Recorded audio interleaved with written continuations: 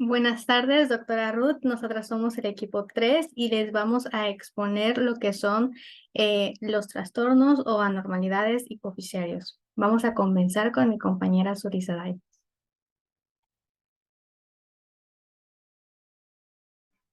Bueno, yo comenzaré hablándoles sobre la hipófisis.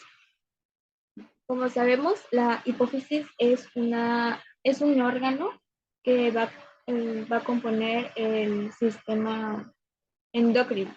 El sistema endocrino va a contener un grupo de órganos que van a estar integrados y ampliamente distribuidos, que van a dirigir un equilibrio en el estado metabólico, o también conocido como una homeostasis entre los diversos tejidos del cuerpo. Bueno, la hipófisis también es conocida como la glándula pituitaria.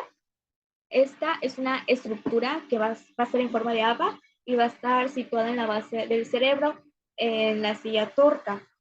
Va a estar muy relacionada con el hipotálamo, esto debido a que van a estar conectadas por medio de un tallo, que este tallo va a contener axones que van a provenir del hipotálamo, y también un plexo venoso que va a formar una circulación portal.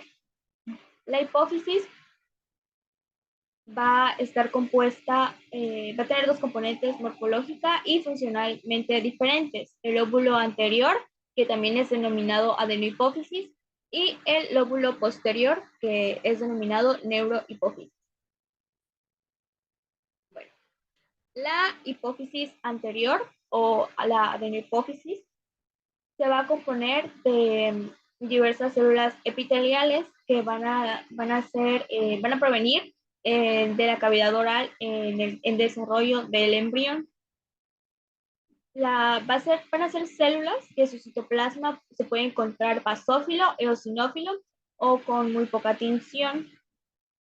En esta imagen podemos encontrar una estructura normal de la hipófisis anterior, que va a tener diversas poblaciones celulares de distintas hormonas estimulantes, que va a ser conocido como tróficas. Aquí encontramos una imagen de la hipófisis anterior y posterior. La hipófisis anterior va a producir 6 hormonas: la adrenocorticotropina, la hormona folículo estimulante, la hormona del crecimiento, la hormona luteinizante, la hormona tiroestimulante y la prolactina. Ahora pasemos a hablar sobre el hiperpituitarismo y los adenomas hipofisiarios. Bueno, ¿qué es el hiperpituitarismo? Son trastornos que se van a deber a una secreción excesiva de las hormonas tróficas, como ya les mencioné anteriormente, y mayormente van a estar relacionados con la presencia de adenomas en la hipófisis anterior o adenohipófisis. Pero también pueden ser provocados por otras lesiones hipofisiarias o extrahipofisiarias, que hablaremos más adelante. La causa más frecuente del hiperpituitarismo es un adenoma originado en el lóbulo anterior. Otras causas menos frecuentes es la hiperplasia, carcinomas en la hipófisis anterior, secreción de hormonas por tumores extrahipofisiarios y trastornos hipotalámicos. Bueno, en esta tabla encontramos una clasificación de los adenomas hipofisiarios, que se va a clasificar según a las hormonas producidas por las células neoplásicas. En primer lugar, encontramos a la corticotropa, que la hormona en este caso sería la adrenocorticotropina, generando un tumor de tipo densamente o escasamente granulado, que va a estar asociado al síndrome de Cushing y al síndrome de Nelson, que más adelante se hablará. Y el otro tipo sería la somatotropa. La hormona en este caso sería la hormona del crecimiento, de igual manera, generando un tumor densamente o escasamente granulado, presentándose en gigantismo, principalmente en niños, y acromegalia en adultos. Seguimos con la lactotropa, que la hormona en este caso sería la prolactina. De igual manera, un tumor de tipo densamente o escasamente granulado. Va a estar relacionado a la galactorrea y a la amenorrea en las mujeres y en una disfunción sexual y en casos de esterilidad. Seguimos con el otro tipo de célula hipofisiaria, que es la mamosomatotropa. Las dos hormonas secretadas sería la prolactina y la hormona del crecimiento, generando un tipo de tumor mamosomatotropo, que va a ser característico por la combinación del exceso de la hormona del crecimiento y la prolactina. Seguimos con la tirotropa, que la hormona en este caso sería la hormona tiroestimulante, generando un tipo de tumor tirótropo que va a estar asociado al hipertiroidismo. Por último tenemos la gonadótropa con la hormona folículo estimulante y la hormona luteinizante. Este tipo de tumor va a ser un tipo de tumor ganótropo y de adenomas oncocíticos. Va a estar asociado al hipogonadismo e hipopituitarismo. También encontramos que los adenomas hipofisiarios se van a clasificar en funcionales y en no funcionales. Los funcionales van a estar asociados a un exceso de hormonas que van a presentar manifestaciones clínicas, y los no funcionales es una demostración de la producción de hormonas en un solo tejido, pero que no se presentarían manifestaciones clínicas debido al exceso de las hormonas. La mayoría de los casos donde se presentan los adenomas hipofisiarios son lesiones esporádicas. Esto quiere decir que no son heredadas, no provienen de la familia. Y en cambio, el otro 5% de los casos van a aparecer como consecuencia de una predisposición hereditaria. También encontramos que los adenomas pueden ser llamados microadenomas o macroadenomas. Esto va a depender de cuánto mide su diámetro. Si miden menos de 1 centímetro, serían microadenomas, y si miden más de 1 centímetro, serían macroadenomas. Los adenomas no funcionales, que lleguen a causar hipopituitarismo, van a comprimir o destruir el parénquima hipofisiario anterior adyacente. Ahora, ¿cómo luce un adenoma hipofisiario normal?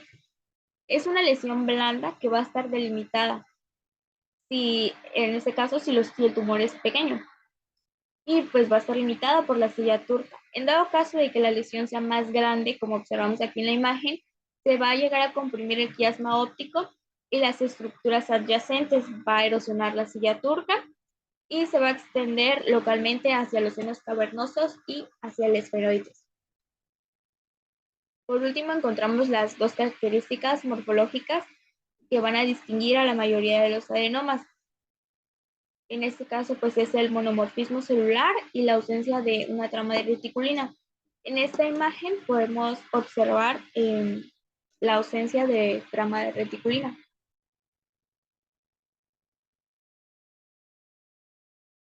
Bueno, ahora vamos a hablar de los prolactinomas. ¿Qué es un prolactinoma? Bueno, va a ser un adenoma hipofisiario y prácticamente es un tumor benigno, y va a ser el principal adenoma que se va a presentar o que va a ser común de los adenomas hipofisiarios. Siguiente. Eh, el prolactinoma, como ya había dicho, pues es un tumor benigno. Se va a encontrar en la glándula pituitaria, que también es conocida como la hipófisis, como había mencionado mi compañera anteriormente. Y bueno, el prolactinoma especialmente se va a encontrar en lo que viene siendo la parte de la adenohipófisis.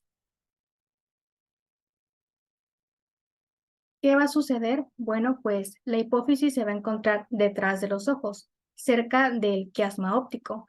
Entonces, una vez que crezca un prolactinoma ahí, pues va a haber una presión que va a hacer que se estimulen las lactótropas, que nos va a ocasionar que se estimule la prolactina, y esta nos va a causar una estimulación de la producción de leche, que también se le conoce como hiperprolactinoma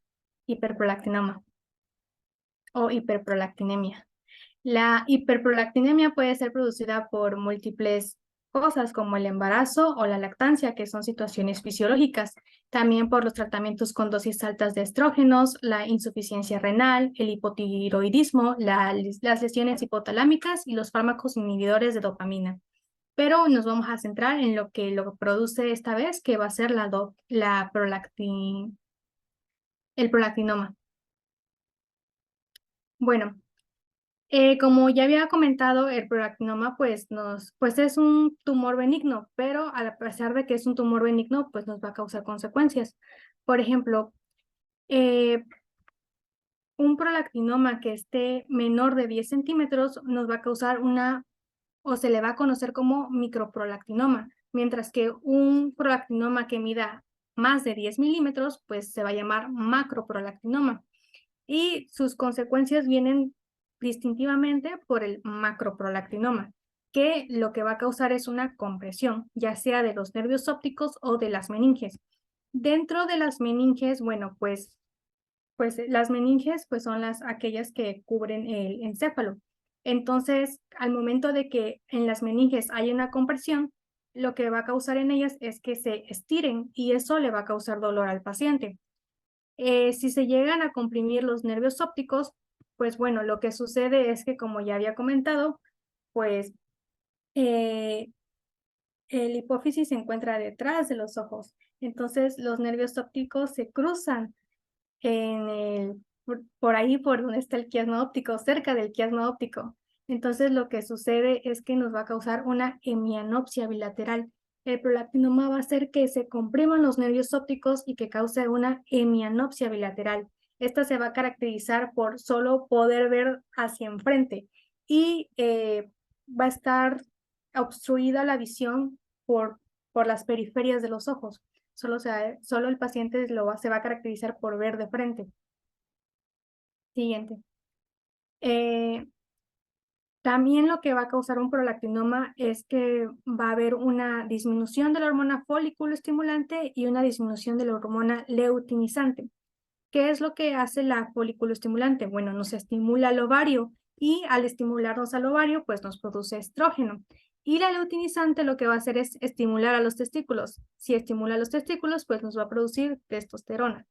Pero como hay una deficiencia de estas dos hormonas, no va a haber estimulación ni del ovario ni de los testículos. Por lo tanto, no se produce ni estrógeno ni testosterona. Y al no haber estrógeno, nos va a inhibir la ovulación y también nos va a evitar la activación y diferenciación de los osteoclastos. Por lo tanto, va a haber una proliferación de estos y nos va a causar, bueno, va a causarle a las mujeres fracturas y osteoporosis. Y en los testículos, pues va a haber inhibición de espermatogénesis.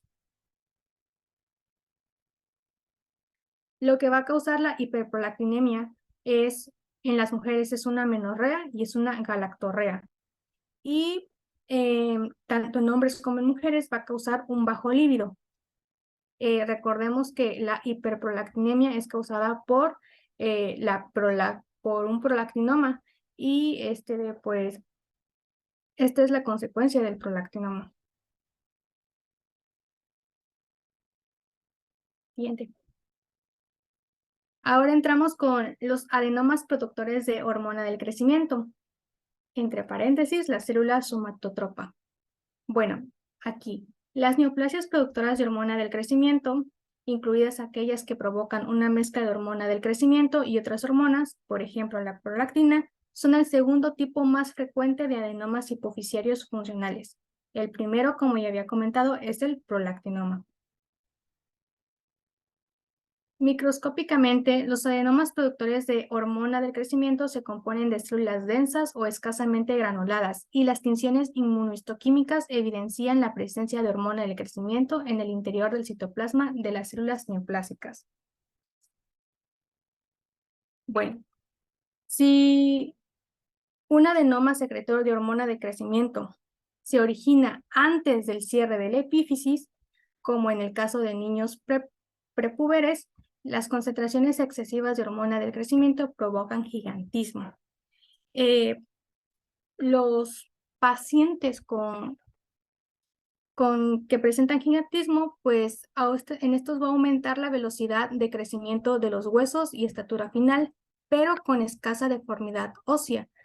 Aquí hay que recordar que estos niños que presentan gigantismo, pues va a estar caracterizado por el cierre, por el cierre de las epífisis, pero se origina antes del cierre de las epífisis. Ahora, la segunda causa de de los adenomas de células somatótropas son la acromegalia.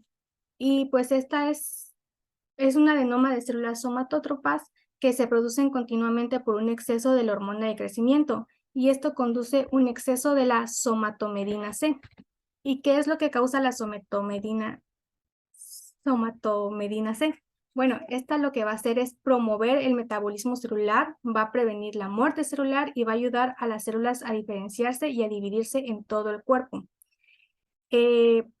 Los signos y síntomas que va a estar presentando el paciente con acromegalia es el crecimiento de los huesos, manos y pies y la mandíbula inferior. También va a presentar una protrusión de la frente y va a presentar un hinchazón de los tejidos blandos.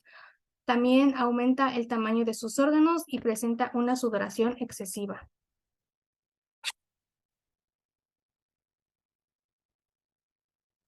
Bueno, ahora vamos a hablar acerca de los adenomas productores de adrenocorticotropa, células corticotropas. Bueno, la mayoría de las células corticotropas son pequeños microadenomas cuando son diagnosticados. Estos adenomas se van a teñir de un ácido periódico de Schiff como resultado de la acumulación de la proteína de la hormona adrenocorticotropa glucosilada. Los gránulos secretores pueden ser identificados por métodos inmunohistoquímicos. También pueden ser diagnosticados por microscopía electrónica que aparecen como gránulos electrodensos que son unidos a la membrana del diámetro medio de 300 nanómetros. Siguiente, por favor.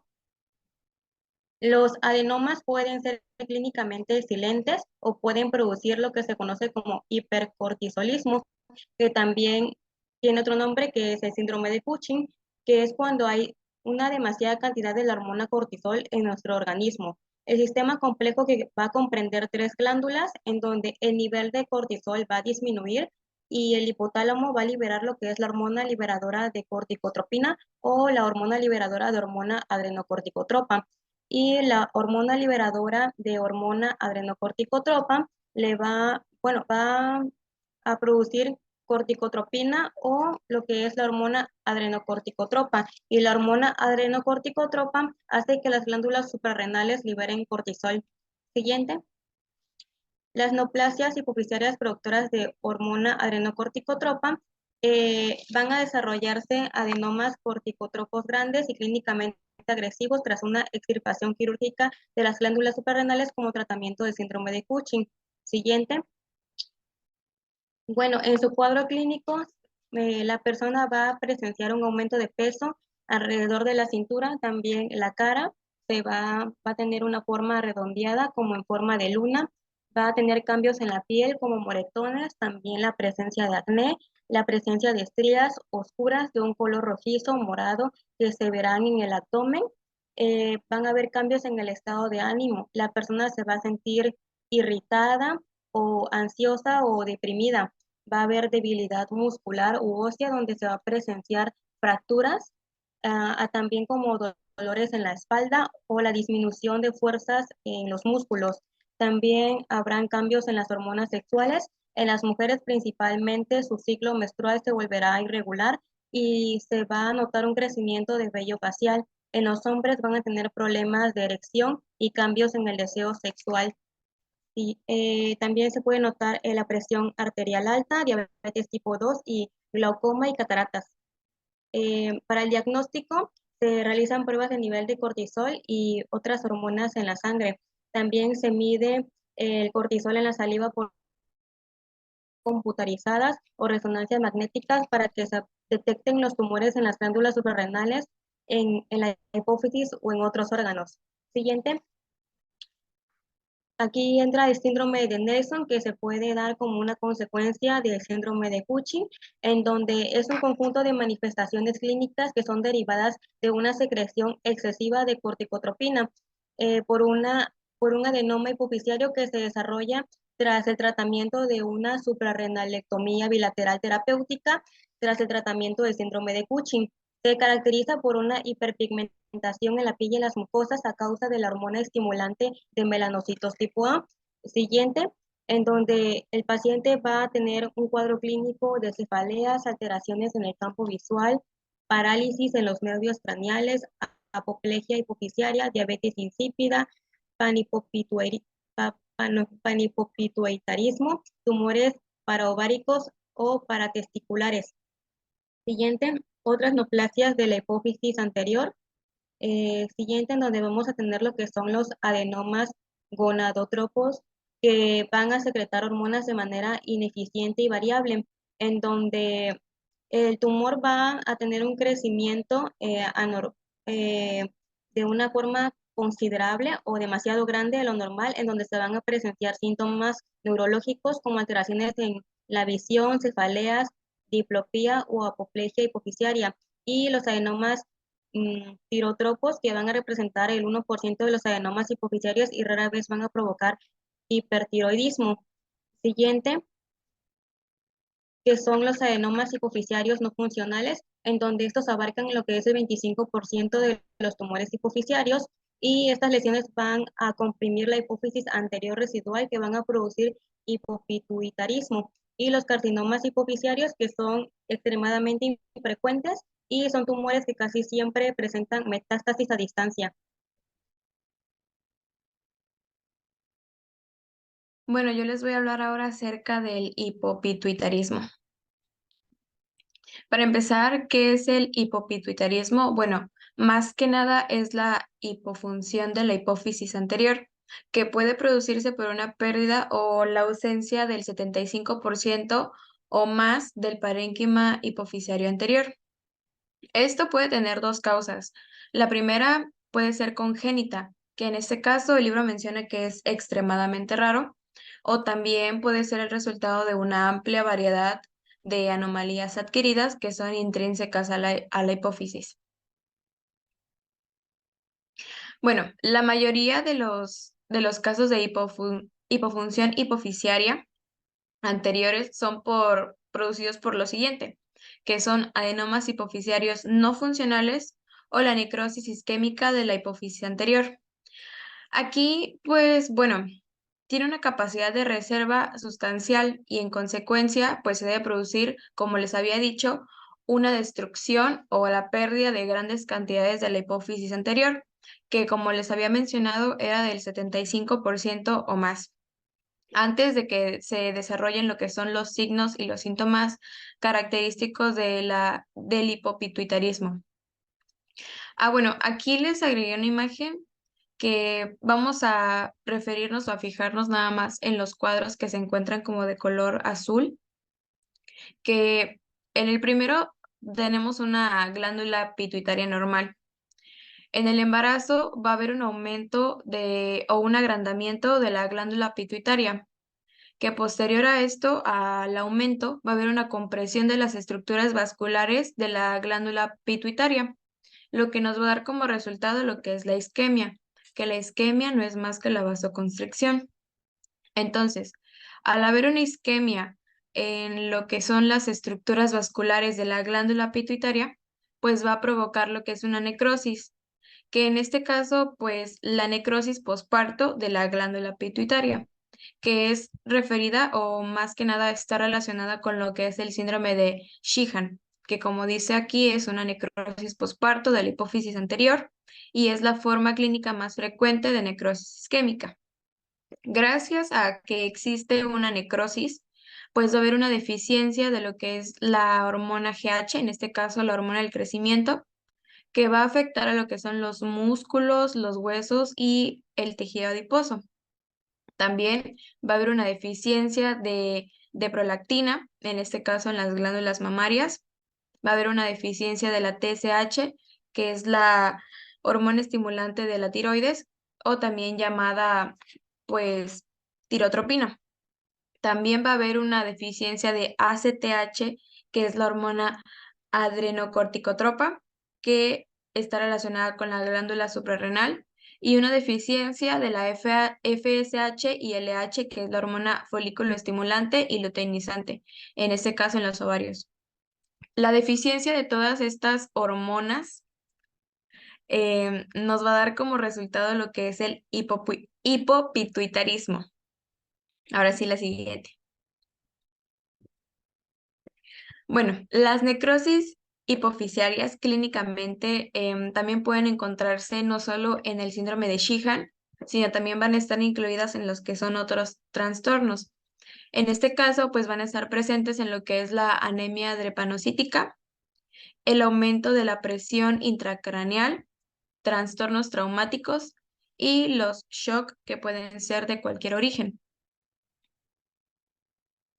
Ahora, continuando con las manifestaciones clínicas, pues las manifestaciones clínicas de la hipofunción hipofisiaria anterior, pues van a depender de la hormona específica que falte o en este caso que afecte.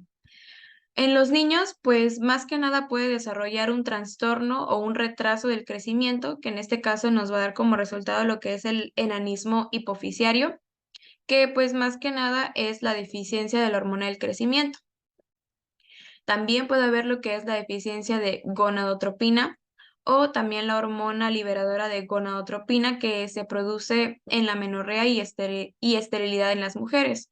En este caso, las deficiencias de la gonadotropina, pues como les había dicho, va a causar amenorrea, esterilidad, disminución del líbido, impotencia y pérdida también del vello púbico.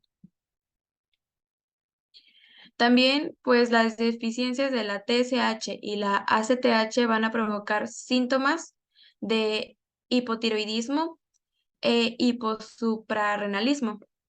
También las deficiencias de prolactina, pues van a producir lo que es un fracaso en la lactancia posparto. Esto quiere decir que no va a haber una producción de la leche después del alumbramiento o del nacimiento del bebé.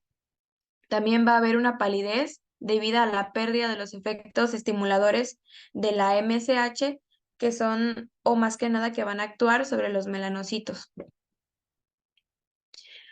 Bueno, ahora hablando de síndromes de la hipófisis posterior, pues en este caso la hipófisis posterior o neurohipófisis pues va a estar compuesta por células gliales modificadas que también van a ser denominadas pituicitos y axones que se extienden desde los cuerpos de las células nerviosas, de los núcleos supraópticos y paraventricular del hipotálamo. Aquí las neuronas hipotalámicas pues van a producir péptidos, en este caso como tenemos entendido, la hormona antidiurética o también conocida como ADH y la oxitocina, que estas van a ser almacenadas en la neurohipófisis y van a ser liberadas a la circulación en respuesta de los estímulos adecuados. Los síndromes clínicamente relevantes de los trastornos de la hipófisis posterior, afectan a la producción de ADH y entre ellos se van a encontrar lo que es la diabetes insípida y la secreción inadecuada de las concentraciones elevadas de la ADH. Bueno, ahora la deficiencia de ADH va a producirnos lo que es una diabetes insípida, que va a ser una enfermedad que se va a caracterizar por una diuresis excesiva, es decir, que nos va a producir poliuria, que es provocada por la incapacidad de los riñones de reabsorber adecuadamente el agua de la orina. La diabetes insípida, en este caso, puede ser por diversas causas, que entre ellos se encuentran los traumatismos craneales, diferentes neoplasias, enfermedades inflamatorias del hipotálamo y de la hipófisis, y técnicas quirúrgicas que nos van a afectar al hipotálamo o a la hipófisis. La diabetes insípida, secundaria también a una deficiencia de la hormona antidiurética, pues se va a denominar central, que pues se puede diferenciar de la diabetes insípida nefrogénica, o nefrógena, perdón. Ahora, por el otro lado tenemos al síndrome de secreción inadecuada de ADH, que en este caso es el exceso de la hormona antidiurética que es provocado por diversos trastornos intracraneales y extracraneales. En este caso, pues se va a producir una reabsorción de cantidades excesivas de agua libre con la consecuente hiponatremia, que en este caso sabemos que es la disminución del sodio. Entre las causas más frecuentes, pues del síndrome de secreción inadecuada de ADH, pues se van a encontrar lo que son la secreción de ADH ectópica, en este caso por neoplasias malignas, sobre todo carcinomas neuroendocrinos de células pequeñas de pulmón. También enfermedades no neoplásicas del pulmón y trastornos locales del hipotálamo o de la neurohipófisis. Y bueno, eso sería todo.